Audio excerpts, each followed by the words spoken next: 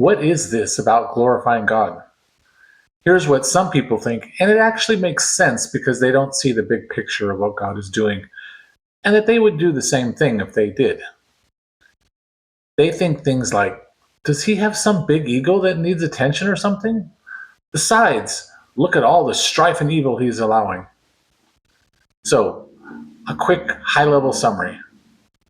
If you had access to play under the best coach in your sport, you would listen to and trust all they tell you, even though you may not understand the why yet. You would be glorifying the ability of that coach to teach you the things you need to do to be better at your sport.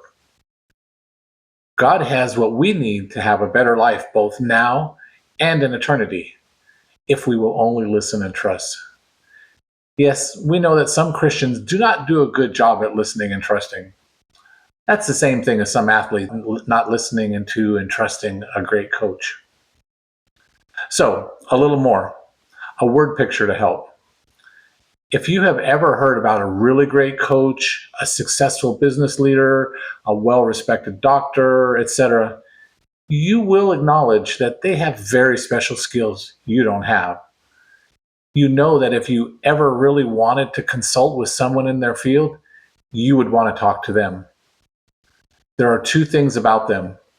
One, they have very special skills, and two, they use those skills to help benefit others. If they never put their skills into practice, those skills really would have limited benefit to our world. But when they do, people want to understand because they know they will benefit if they listen. Wise and loving parents, with emphasis on wise and loving, are similar and an awesome umbrella for a child to be under. Those parents have skills that make their children, if they're wise children, want to listen to them. People want to hear about insights from parents that have done a very good job at raising their children because they know they will benefit. Take a step up from these great leaders or parents, and you have our God. God calls himself our Father so that we can more easily understand he loves to grow us. Validation by others. Even non-Christian studies show that biblical principles are best. For example, a 75-year Harvard study on happiness found that wholesome relationships is the top factor in achieving happiness in life. Not surprising, since this is the point of God's second greatest commandment, to love others as much as ourselves. And that's not limited to family and friends. Other studies have shown things like expressing thankfulness and being faithful give us much more peace and purpose in life. God gave us the 10 commandments for our own well-being. Who would argue with it's better to not murder, steal, commit adultery, or bear false witness?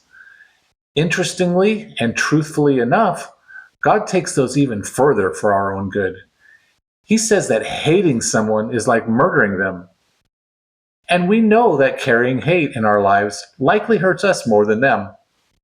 God also says that lusting over someone or something is like committing adultery or stealing, because it causes you to become dissatisfied with what you have.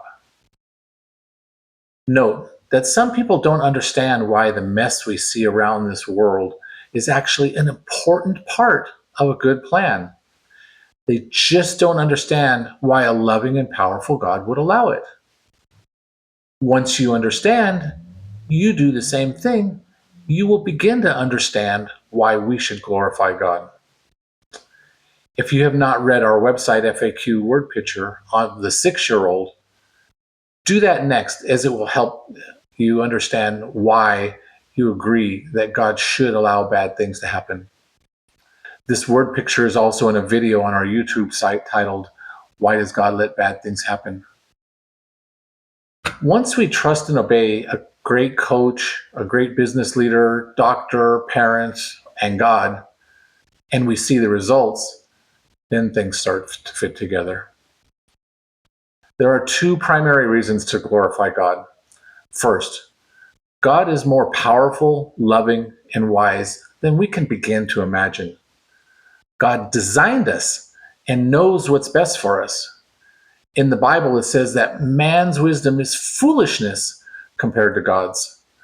That is because man's wisdom lacks the insight and purpose that only God can provide. Once you've come to understand it, you're not going to want to rely on your own wisdom. Second, God's love and wisdom are directed towards us. Like a great leader or parent, God is there waiting to guide us to something far better than we would have achieved on our own. But the key is if we are trusting and obeying.